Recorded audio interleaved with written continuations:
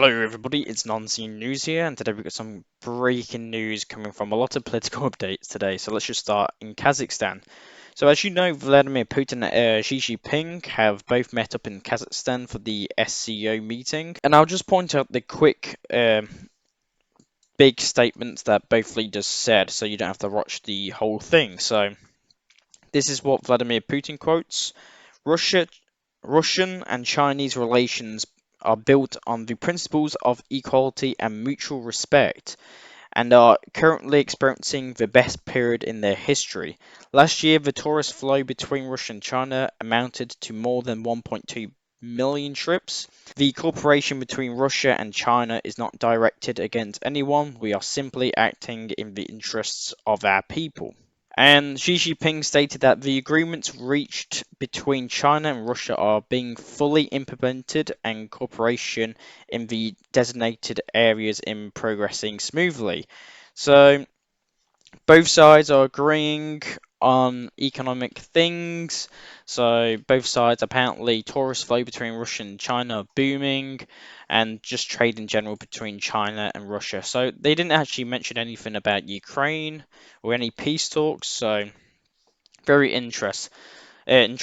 Putin didn't just meet with Xi Jinping; he also met with the president of Azerbaijan, Iyam. So if you can see here, he talks to the president of Azerbaijan. He talks about trade and economic relations are developing good, and a 13% growth in the turnovers from investments made in Azerbaijan. We got more Putin meetings, but with the Kazakhstan president. Um, at the Collective Security Treaty Organization summit, Vladimir Putin thanked Kazakhstan president for inviting Russia. Putin also stated, "We are permanent terms with you and the bilateral relations. Russia remains one of the main trade and economic partners of Kazakhstan, and more than 17% in trade turnover." And we got even more meetings, but with the president of the Pakistan. So the president announced Moscow's readiness to increase energy supplies and praised the friendly relations between the two countries of Russia and Pakistan. So gas and energy supplies could be going to Pakistan as well as India too. And the last meeting is coming from Erdogan, the president of Turkey. So really interesting. I just want to note on this bit. So Erdogan, the president of Turkey, has invited Putin to visit Turkey in the near future. So this is very interesting. And if you don't know that, according to international law, Putin is a criminal. Um, and I'm pretty sure if Putin did visit Turkey, he would have to be arrested under international law. So it's very interesting, and I'm very interested how this would play out and how Turkey kind of state this. But very interesting, and apparently Putin might visit in the near future. So very interesting. Um, we got some news coming from Tucker Carlson, believe it or not. Tucker Carlson will interview the president of Ukraine, Zelensky. So very interesting. If you can see this tweet in your bottom left corner, Tucker Carlson on Twitter, well X now, he stated that looks like we've got the Zelensky interview. We've been trying for 2 years, and with particular intensity after interviewing Putin in February. The point is to bring Americans much needed information about the conflict that's completely reshaping their country's position in the world. Coming soon, we hope. So we hope at the end is suggesting that they haven't gotten an exact date for this, but um, maybe it's soon, maybe it's in 3 months, who knows? Maybe it won't even happen. But very interesting. And again, we've got some more Russian new equipment. So the PPSH laboratory have successfully tested the form IJTA jamming system. So if you can see in this video here, so Russian engineers have apparently introduced the new jamming system, and apparently this can be installed into armored vehicles and just vehicles in general. There is also a portable version for the infantry version. The suppression range is up to 250 meters so far. So they've been testing this, and apparently this has been very successful so far. And if this passes all tests, it seems at like the end it does actually fully down a lot of drones by jamming. So this is obviously the future of warfare. These jamming systems that will jam all drones in the air. Soon they'll be so advanced that you could probably jam anything. So if Russia gets this technology to the front line first, then Russia's casualties might go decrease by a huge amount, because most casualties on the front lines due to FPV drones. Most equipment destroyed on the front line, like tanks, armored vehicles, is FP drones. So very, very interesting, and I'm very interesting how this will come into play.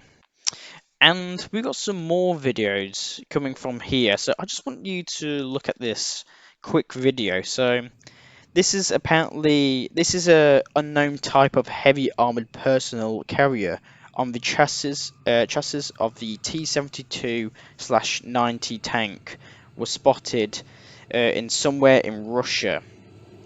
Actually in the Ural areas. So it was spotted somewhere around here in a factory of testing grounds. So if we can just get the still picture of this. So this is very, very weird. I've never seen anything like this in my life. It kind of looks like a BMP top, but with a tank chassis. Um, but it's very interesting. Apparently it's a personal carrier. I don't know if anyone else in like the comments would know anything about this. I'm not really a military guy, so it's very interesting. Russia seems to be designing this new, I don't even know what to call it, BMP. I don't know. But we got news coming from London. So London, the Russia's ambassador to the UK says none of the West sanctions goals have worked. So this is just a quick statement of him. And we got some pretty interesting news coming from the port of Israel Iliad. So apparently the port of Iliad has the port of Iliad has declares complete bankruptcy following minimal ships activity. So if you can see here, this is the port here of Israel. So it's on the other side. It's on the Red Sea, and obviously, if you've not heard, but there's been Houthi terrorist attacks on ships that's been going through this corridor here and the Sea of Aden. So obviously to get to the Elliott port, you have to go through the Red Sea all the way here. Obviously due to the um, now Houthi forces striking ships. Just yesterday, I'm pretty sure they struck an Israeli cargo ship, but the port has completely declared bankruptcy, and it's unknown what the fate is here, but who knows. And the next news is coming from Biden and Netanyahu, the Prime Minister of, oh sorry, not the Prime Minister of Israel. So if you didn't know, Biden is to meet Netanyahu in the US. I'm pretty sure the Israeli Prime Minister Netanyahu is set to address the Congress on the 24th of July in discuss of his country's war in Gaza. So very interesting, and we'll see if there's any like aid or anything. This will probably Netanyahu's visit's probably trying to get more aid due to the presence of Hezbollah in the north, and we'll see where this plays out. But Israeli Prime Minister is set to visit the United States on the 24th of July. And we've got some news coming from Slovakia. So this was stated by a Slovakian uh, official. So No force will compel Slovakia to send its soldiers to Ukraine, stated the defense minister Robert. So he reminded that the Prime Minister Fico, who, if you remember, he did get shot. He had an assassination attempt not so long ago, but Fico had said back in February that he would rather resign than allow the participation of Slovak soldiers in the Ukrainian conflict. So very, very interesting. The Turkey and northern rebels is getting worse, so more clashes are happening between the Turkish army and rebels in Syria. And yesterday I stated that the F-16s, apparently Turkish F-16s, were coming to the uh, Syrian border, and apparently they have arrived. The Turkish Air Force has deployed these F-16s, and they have dropped bombs all over the northern border here. So very, very interesting. We got some pretty non-scene news here coming from Moscow. So a Ukrainian tank driver, Maxim Lushev, who apparently stole a T-64 tank and then became a Russian citizen. So Likshev, stole a tank in May, deciding that it would rather be safer to reach Russian positions. So he completely got his Russian citizenship. So he was once a Ukrainian soldier, and he drove his tank, apparently without his crew. So he drove his tank to the front lines. The Russians captured him. He surrendered, and apparently now he's a citizen of Russia. So pretty interesting. We got news coming from Zelensky in Kiev that Zelensky stated in an interview that if Trump knows how to end the war, he should tell us today. So he went through, he did a speech that Trump should tell Zelensky what this peace deal is before he actually takes office in the White House. But very interesting. And we got some we got some pretty funny Donald Trump statements. So the White House has called the media reports that Biden is considering the possibility of dropping out of the election race a lie. So there's been a lot of rumors recently that Joe Biden would actually drop out of the election race, and just before recording this, Donald Trump did say this in this video. So it's him with his son, I think. So just give it a watch. How did I do with the debate the other night? Oh, He fantastic. kicked that old broken down pile of crap. Yeah. It's a bad guy. He just quit, you know. He's quitting the race. Is that right? Yep, I got him out of the race. Good job. And that means we have Kamala. I think she's going to be better. She's so bad. She's so pathetic. It's so amazing.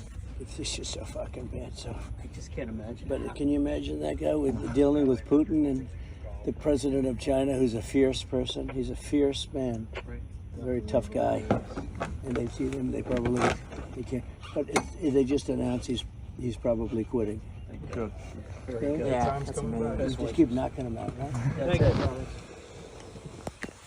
So you can see that he was kind of first saying that Joe Biden would drop out, and his vice president would get destroyed in a debate, and how they're imagining her dealing with like Putin and Xi Jinping. But very interesting nonetheless. We got news coming from Cuba. Very interesting news coming from Cuba, apparently. Apparently, news have occurred that China is continuing to strengthen its presence in Cuba. So, apparently, China is placing radar stations near key US installations, according to the latest news and data. News stations have appeared in 4 districts of Cuba. This news has caused serious concern in the United States, where they believe that the stations could be used by China to intercept confidential information from the American military bases and spaceports and ships. So American experts empathize. So China is apparently building radar stations, and apparently this is a threat to the United States, and it apparently shows what the US is up to in these key areas in the Caribbean.